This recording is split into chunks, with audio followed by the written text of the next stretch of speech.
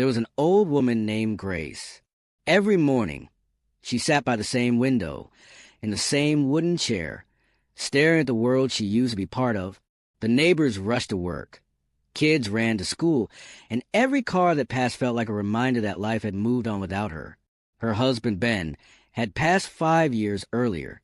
Her children were scattered across cities, busy with their own lives. Some days, the phone didn't ring at all. The house stayed quiet, too quiet. Grace used to laugh easily. She loved baking bread for the neighborhood kids, singing to the radio, watering her roses. But somewhere along the way, joy faded into memory. The chair by the window became her world, a place to remember the life she once lived. One afternoon, the postman knocked. He handed her a small box, no name, no return address. Inside was a notebook and a simple note that read, "You once gave me cookies when I was hungry. You told me I'd do great things. You were right. Now it's my turn to remind you, your story isn't over."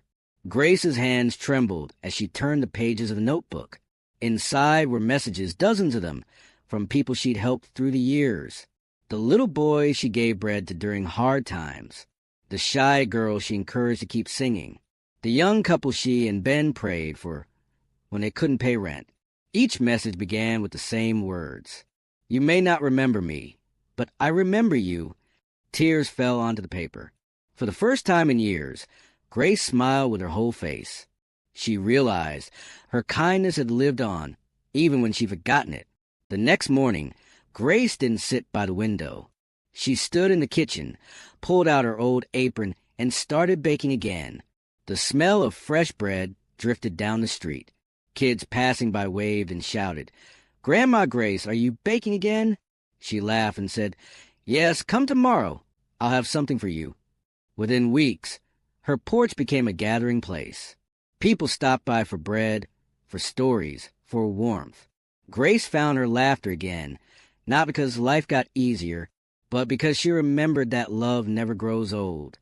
One day, a young reporter visited her home for a local story.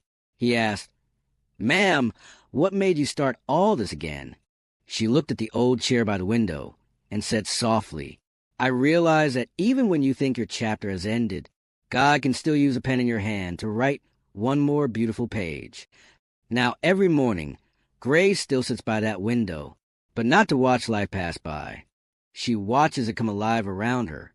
The laughter of children, the smell of fresh bread, the footsteps of people she once inspired, and still inspires. Because sometimes, hope doesn't come in the form of a miracle.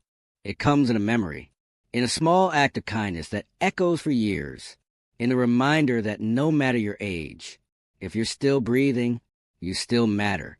So if you're listening to this and you feel forgotten, remember Grace and the empty chair that didn't stay empty for long. The world still needs your smile, your wisdom, your story.